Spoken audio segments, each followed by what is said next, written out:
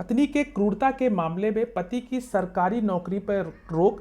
आज के वीडियो में हम लोग बात करेंगे राजस्थान हाई कोर्ट का एक लेटेस्ट जजमेंट जो कि 14 जनवरी 2025 को आया है। यह जजमेंट सेक्शन 498 आईपीसी के मामले में है, जहां पत्नी के लंबित क्रूरता के कारण पति की जो सरकारी नौकरी लेने से रोकने वाला एक सर्कुलर यानी कि अनुच्छेद 14 और 21 का उल्लंघन है।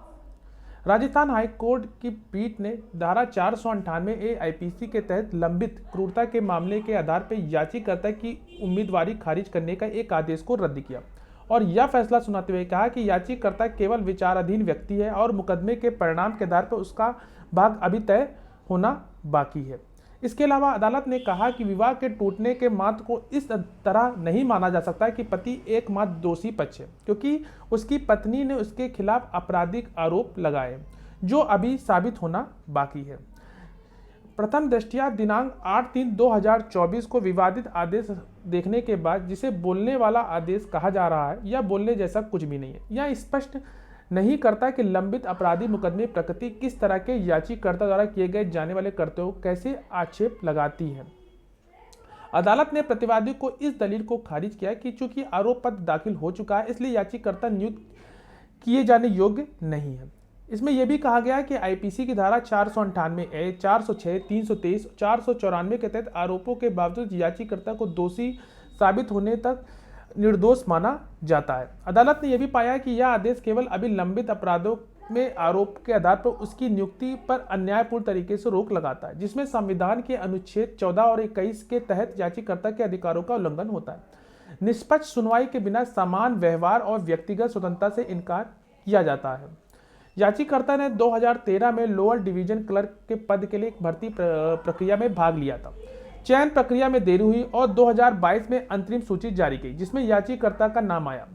दस्तावेज सत्यापन के दौरान याचिकाकर्ता ने राज्य को धारा 498 के तहत उसके खिलाफ लंबित अपराधी मामले के बारे में सूचित किया। इसके आधार पर याचिकाकर्ता को 4 दिसंबर 2019 के राज्य सरकार के परिपत्र के आधार पर अयोग्य घोषित कर दिया गया।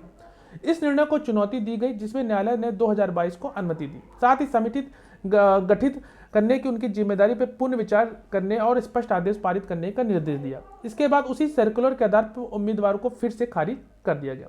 न्यायालय ने मुकेश कुमार बनाम राजस्थान राज्य और अन्य के मामले में न्यायालय के समन्वय पीठ का निर्णय का भी हवाला दिया गया, जिसमें यह माना गया कि लंबित आपराधिक मामले के आधार पर नियुक्ति से इनकार नहीं किया जा सकता। यह एक इंपॉर्टेंट बात आई इस जजमेंट में।